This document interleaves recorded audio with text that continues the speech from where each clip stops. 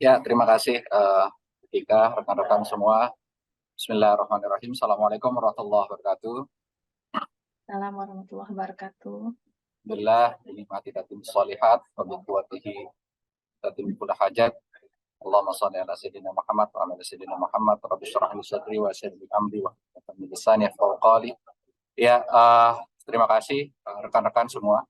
Jadi hari ini kita akan mungkin akan agak cepat gitu ya, karena tadi diberikan waktu mungkin sekitar ya 10 menit, 5 sampai 10 menit gitu ya. Nah, uh, kalau kita lihat memang uh, kita mulai dari posisi Indonesia tadi sudah dijelaskan oleh beberapa narasumber sebelumnya gitu ya Pak Lukian, bahwa posisi Indonesia di keuangan syariah internasional atau global gitu ya. Kita lihat bahwa memang uh, Indonesia itu posisi Indonesia dalam keuangan syariah global itu menduduki peringkat ke-10 ya. Jadi ada beberapa indeks mungkin yang mengatakan Indonesia mungkin di bawah 10, tapi ada juga yang di atas 10 gitu ya. Tapi tidak ada yang lebih dari 15. Artinya memang posisi keuangan syariah Indonesia secara global itu bisa dinyatakan cukup baik gitu ya. Cukup baik karena kita mampu unggul dibandingkan dengan banyak negara lain. Nah, ini slide ini kurang lebih highlight terkait hal itu. Kemudian kalau misalkan kita lihat selanjutnya gitu ya, di terkait perkembangan keuangan syariah di Indonesia, bahwa keuangan syariah Indonesia itu kurang lebih secara portofolio di slide selanjutnya Mas Indra, itu ada sekitar 10,85% gitu ya.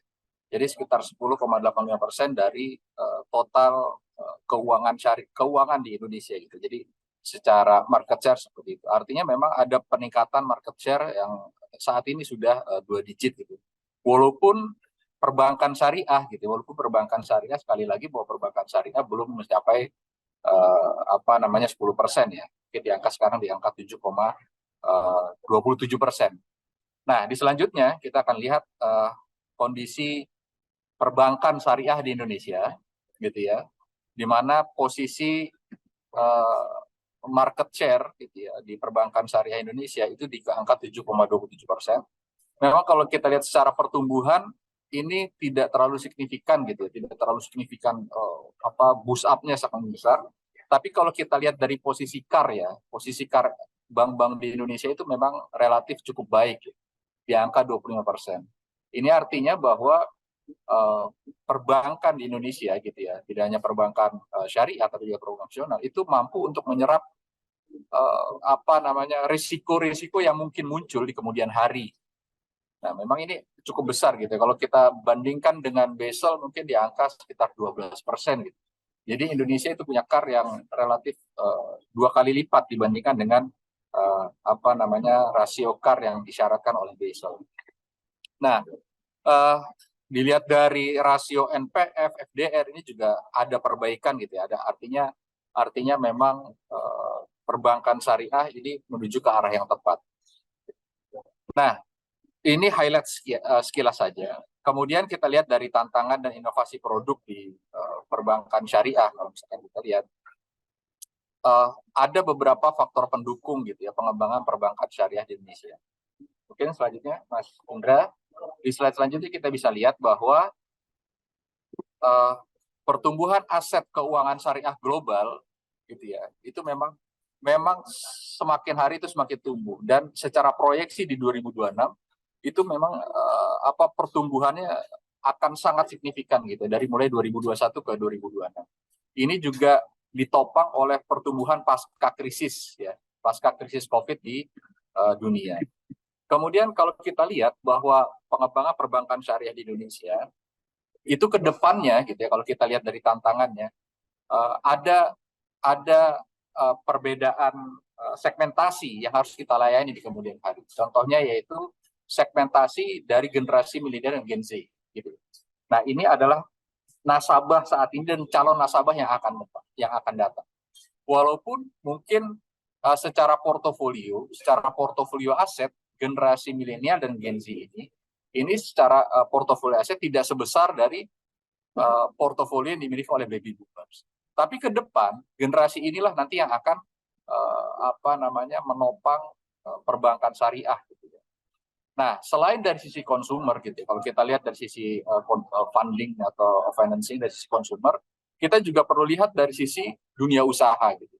Jadi kalau kita lihat dunia usaha memang ada peningkatan dari portofolio gitu ya, portofolio dunia usaha bila dibandingkan dengan pasca Covid. Jadi artinya memang harusnya pertumbuhan perbankan syariah di Indonesia pasca krisis kemarin itu harusnya lebih baik gitu ya. Artinya bisa bisa tumbuh lebih baik dibandingkan dengan sebelum Covid. Kemudian yang menarik bahwa ini yang belum kita garap ke depannya, bahwa kalau kita lihat dari religiusitas masyarakat Indonesia, bahwa 96% masyarakat Indonesia itu menyatakan kepercayaan kepada Tuhan dengan moralitas. Artinya memang 96% masyarakat Indonesia itu percaya. Jadi bukan hanya, kita tidak hanya menggarap mungkin misalkan dari sisi orang-orang Muslim saja gitu ya, tapi juga kita melihat bahwa bangsa Indonesia secara karakteristik itu memiliki kepercayaan kepada Tuhan. Nah, selanjutnya di slide selanjutnya kita lihat beberapa tantangan gitu. Ini saya akan lebih cepat lagi. Tantangan pengembangan perbankan syariah Indonesia ada berapa hal. Tadi literasi inklusi sudah dijelaskan. Yang ingin saya jelaskan adalah ada diferensiasi model bisnis atau produk syariah masih terbatas. Jadi ada banyak produk-produk yang sifatnya evergreen financing kurang lebih ya, di mana run off-nya itu perbankan syariah sekarang itu sangat besar gitu. Sehingga kita perlu membuat produk yang kurang lebih untuk mengurangi run off perbankan syariah. Kemudian produk adopsi teknologi, dan yang ketiga ini tantangannya adalah pemenuhan SDM. Jadi SDM itu mungkin banyak gitu, tapi bagaimana memberikan atau ada suplai SDM yang bukan hanya mengerti terkait aspek syariah, tapi juga mengerti bagaimana membuat suatu produk yang bisa dijual, kurang lebih begitu ya, yang memenuhi kebutuhan dari masyarakat. Nah, termasuk produk-produk yang bukan hanya pengembangan produk bukan hanya sifatnya pengembangan produk base gitu ya, tapi meningkatkan customer experience dari masyarakat. Nah, di slide selanjutnya mungkin kita bisa lihat bahwa ini kita lihat ada generasi milenial Gen Z gitu ya, ada cashless produk, kemudian proses kedermawanan produk. Ini hal-hal yang mungkin ke depan akan kita hadapi, bahwa generasi milenial Gen Z ini adalah customer utama kita nanti ke depannya dari sisi customer yang perorangan individu, selain dari yang lembaga gitu. Nah, arah pengembangan dan inovasi produk di perbankan syariah seperti apa? Kita lihat bahwa kita punya roadmap namanya pengembangan perbankan syariah Indonesia di 2020 sampai 2025. Yang ingin saya highlight di sini adalah terkait dengan sinergi. Jadi ke depan kita harapkan bahwa produk-produk yang lahir di perbankan syariah inovasi itu sifatnya adalah produk-produk sifatnya sinergi. Jadi sinergi ekosistem ekonomi syariah. Sinergi bisa macam-macam, bisa dengan industri halal, dengan lembaga keuangan syariah, dengan lembaga keuangan sosial Islam. Sinergi macam-macam. Jadi ada banyak hal yang bisa disinergikan. Termasuk misalkan OJK sudah mengeluarkan POJK gitu, di mana bank konvensional itu bisa atau bank syariah itu bisa bersinergi dengan bank konvensional. Jadi bank syariah misalkan tidak perlu membuka cabang banyak-banyak gitu. Itu bisa membuka cabang di induknya gitu. Jadi ada penjualan layanan syariah di induknya, di cabang induknya gitu, atau di cabang konvensional. Atau bank syariah mungkin tidak perlu punya sistem khusus yang melakukan analisis data gitu. Bisa sistemnya itu bersinergi dengan bank induk. Nah, di slide selanjutnya mungkin kita akan lihat bahwa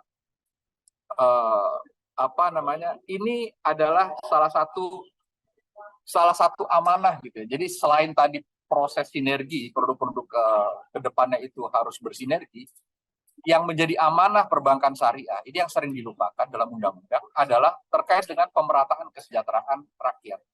Jadi memang agak berbeda dibandingkan dengan bank konvensional. Tujuan berdirinya bank syariah, salah satunya di amanah Undang-Undang Nomor 21 2008 adalah pemerataan kesejahteraan rakyat. Dan ini menjadi PR kita bersama gitu ya, termasuk perbankan syariah. Karena rasio Gini, kalau kita lihat rasio Gini, artinya ketimpangan di Indonesia itu mengalami kenaikan dari tahun ke tahun gitu. Dan ini salah satu misi yang harus dijalankan oleh perbankan CMC. Jadi kalau kita lihat inovasi produk bukan hanya terkait dengan sinergi, tapi juga bagaimana kita produk itu bisa mencapai tujuan dari pemerataan kesejahteraan rakyat. Mungkin demikian, Mbak Tika, kita bisa diskusi.